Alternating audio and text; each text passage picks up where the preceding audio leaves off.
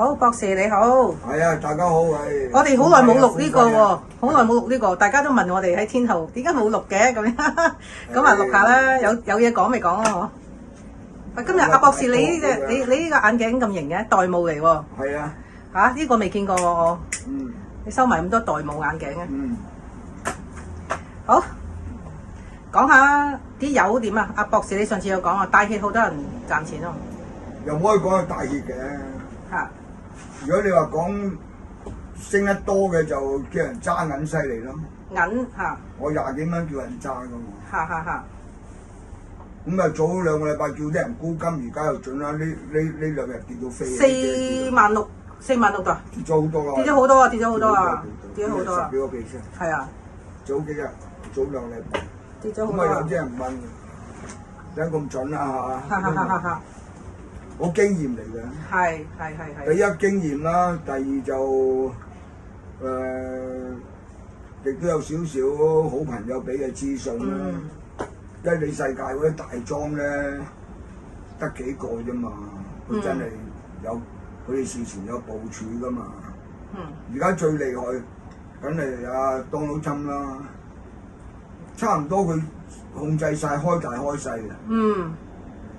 咁但係而家冇油咧，咁俄羅斯又賣嘢喎，賣油賣天然氣喎，賺翻啲喎，佢哋好有定力嘅。佢又冇話跳出嚟話嘈喧巴閉富貴。佢睇住你嚟行噶嘛。佢睇住你個勢局嚟行。佢哋有經驗啦，俄羅斯。咁會唔會緩和少少啊？啲油價？唔會咯。嚇！而家你美國佢哋已經係定個政策，要控制佢嗰全個伊朗嗰啲石油。係。佢阿侵哥都話自己係咩出口大國啊？出口石油大國，又改咗名啊！又話自己石油出口大國啊！佢真係好 high 嘅，中意改好多名。但係呢個都係喺人類社會嘅屬於係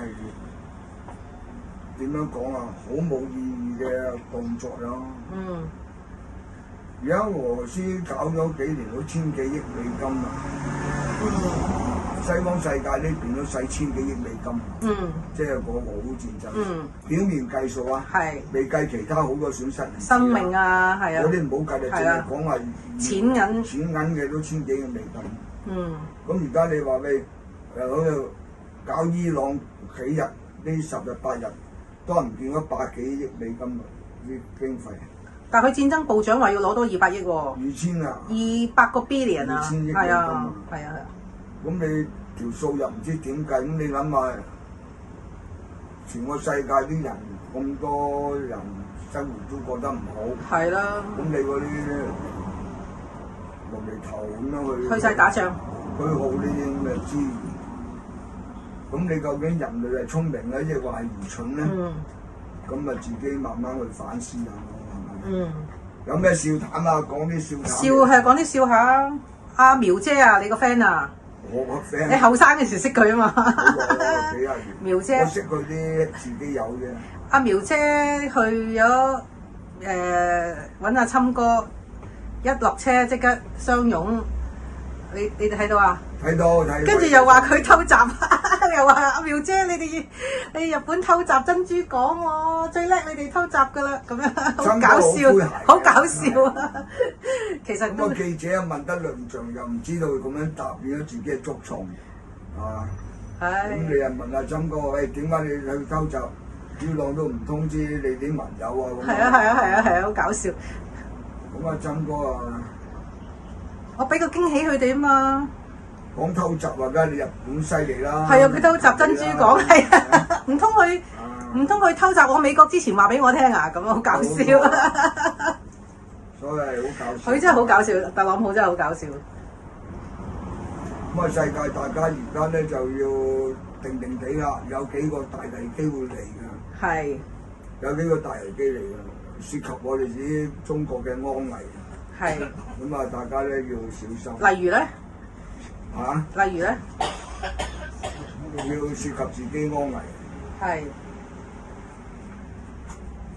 因為我哋睇新聞咧，佢有啲中國啲高級科學家係唔知係俾人喺伊朗又捉到啊，有啲係失蹤啊。哦。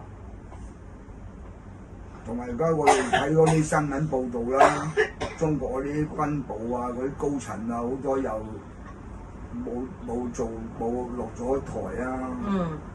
咁你話一打仗大鑊，嗯。咁啊，當勞侵又唔去你中國訪問。嗯。又話佢又話一個月一定去唔到嘅，我睇。嗯。去唔到。嗯。都幾論盡嘅個局面咁啊！大家而家就都係 cash 傾。嗯。暫時乜嘢都唔適宜投資。嗯。只能夠投機咧，就喺個金融市場啦。嗯。但金融市場嘅投機咧，就要非常提高晒警覺。嗯。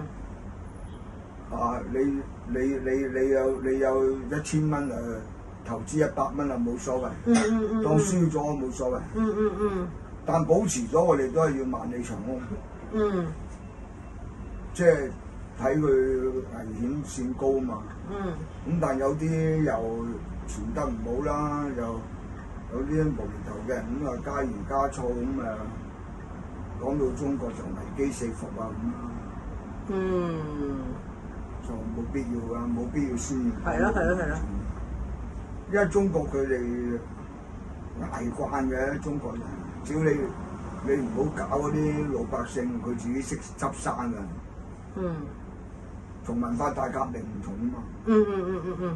係咪？文化大革命佢全部鎖死晒，唔俾喐咁樣出事啫嘛。你俾你自己有乜做乜啦咁啊！社會自己執生。咁又係。啱唔啱啊？好，係咁先，唔使講咁多。好，拜拜。